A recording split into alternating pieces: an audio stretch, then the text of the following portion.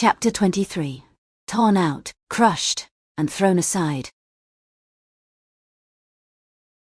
Whenever Layla struggled, Matias increased the strength of his hold, and Layla desperately resisted as he did so. What was plastered over her sight every time she opened her tightly closed eyes was only a fickle scene. The shaking leaves, the unfolding sky, and Matias. The dirty floor, wherein the leaves' silhouettes flickered over it, and him again. The yellowish dust clumped onto and canopied them in a sandy shroud. Their passionate kissing came perilously close to a brawl. After a certain point, Layla lost consciousness of what was even happening. All she was aware of was an extreme fear of not being able to breathe. Meanwhile, Matias continued to suck on her lips and curl his tongue around hers with greater intensity.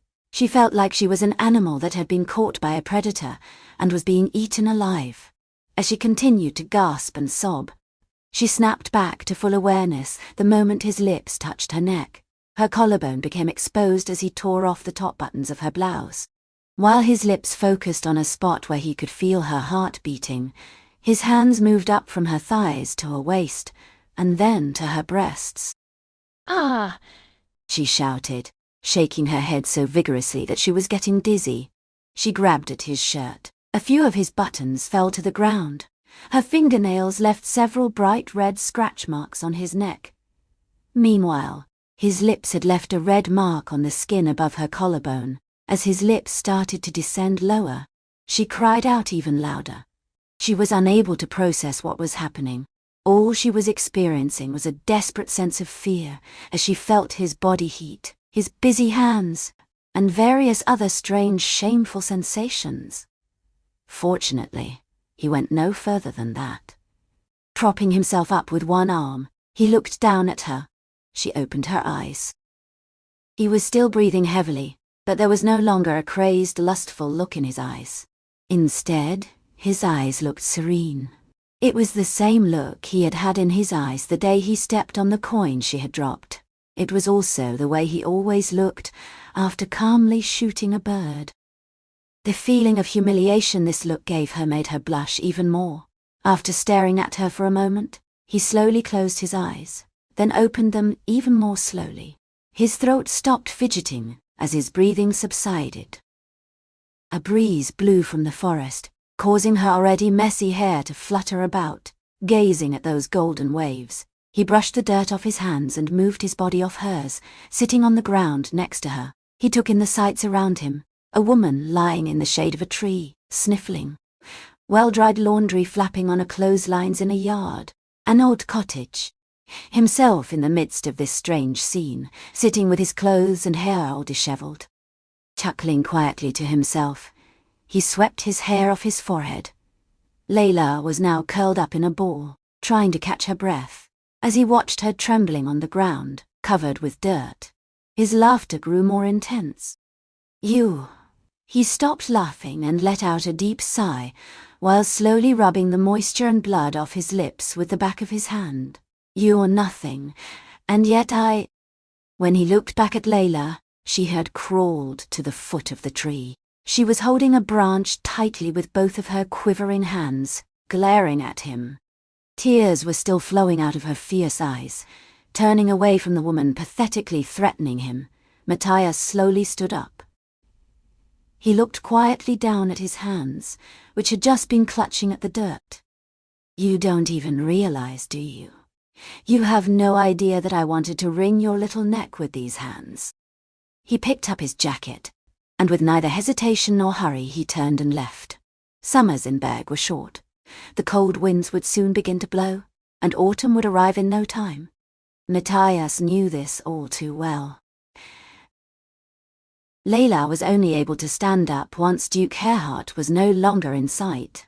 She picked up her glasses and put them on, then started limping towards the cottage. Her steps were so unsteady that she had to stop and rest several times to stop from stumbling over. I wish I had just fallen to the ground. No matter how many times she tried to wipe her lips with her hand, and then with her apron, she couldn't get rid of the horrible taste and feelings that lingered there. She made it to the spigot, and used all her strength to work the pump, The cold water streamed out with such great pressure that it splashed out of the pail and got her clothes wet, but she didn't care. "No," she muttered, unsure of what she was denying. "No, no." As she shook her head and repeated that word between irregular breaths, the pail filled to the brim.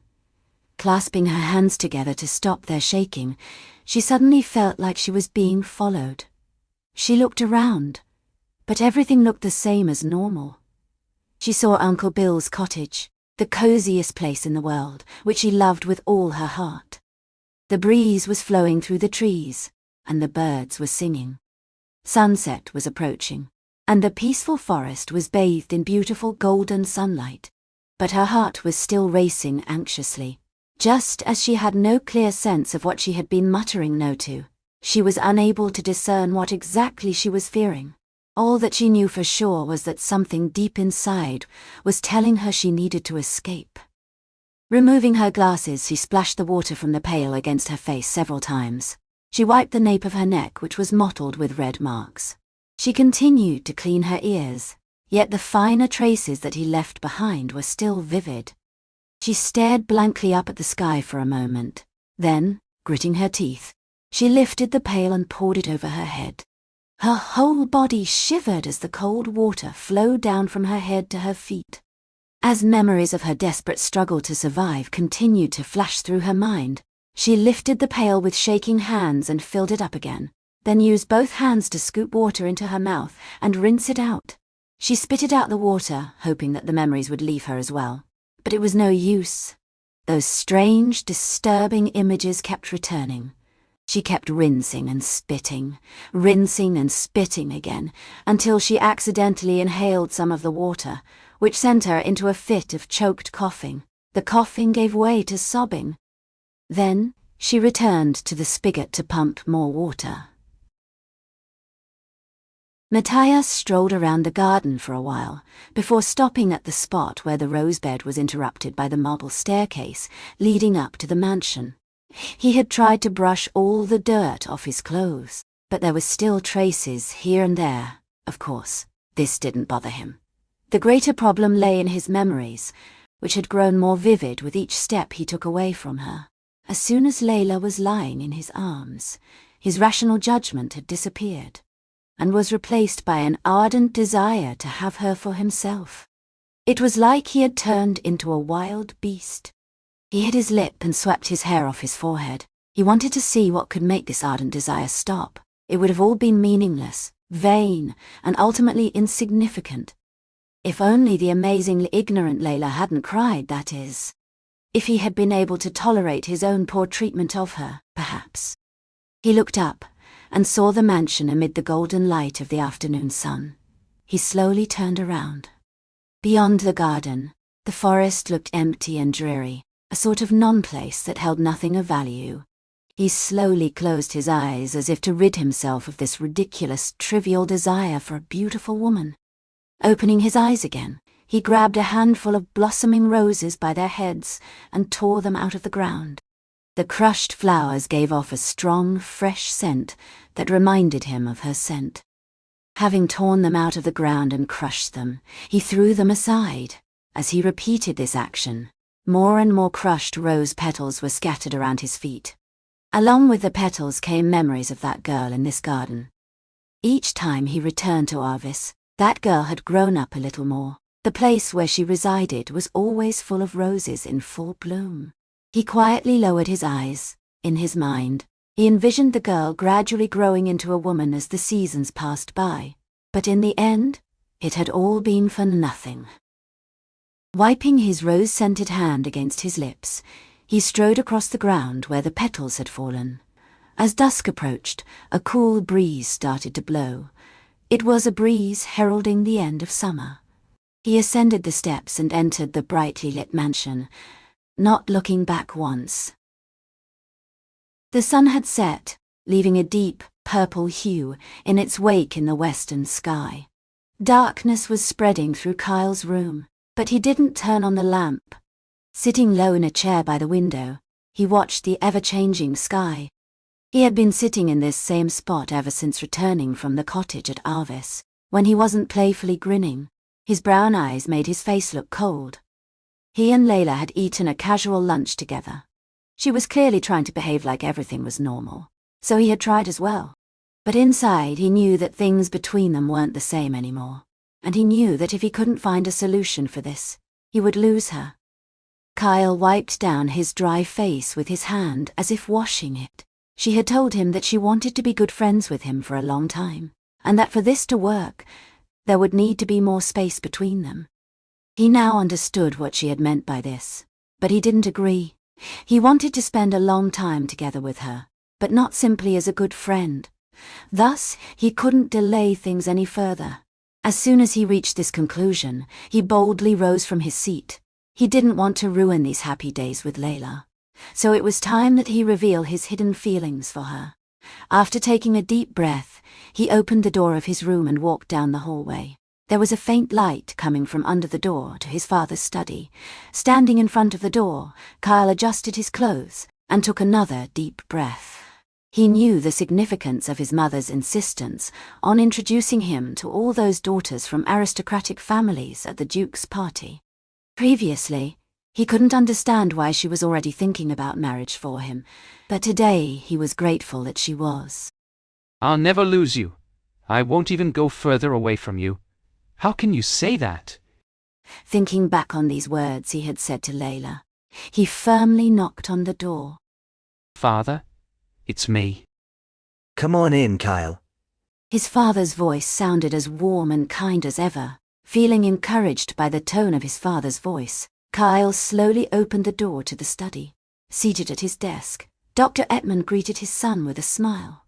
Rather than slumping down in the chair facing the desk as he usually did, Kyle remained standing upright. I have something to tell you, Father. Judging by the fact that you're standing, am I right to assume this is a serious matter? Yes. Kyle replied. To summon more courage, he clenched his fists and reminded himself that he'd always intended to tell his father about this eventually. He gulped. As the current plan went, he would move to the capital to begin college. Meanwhile, Layla would remain in Carlsbad and become a teacher. Despite having known of this eventuality for a long time, he had never fully accepted it. He didn't want to believe that the day would come when Layla Llewellyn and Kyle Ettman weren't together. He had thus thought of another possibility. What if she and I both go to college together? While I study to become a doctor, she could study to become an ornithologist. We could live together for the rest of our lives. We could be friends, lovers, and family. Mother seems to be thinking about marriage for me lately, he said. Dr. Ettman chuckled jovially at this comment and replied, Yes. I think she got a bit ahead of herself that night at the party. Don't pay her too much mind, Kyle. I understand how she feels, but in my opinion there's no need to rush these things. No, Father. Kyle replied, looking straight in his father's eye. I want to think about marriage. Marriage? You do? Dr. Ettman asked, looking back at his son with surprise. Yes. Kyle replied, feeling more light-hearted now. I want to marry Layla and go to college with her, Father.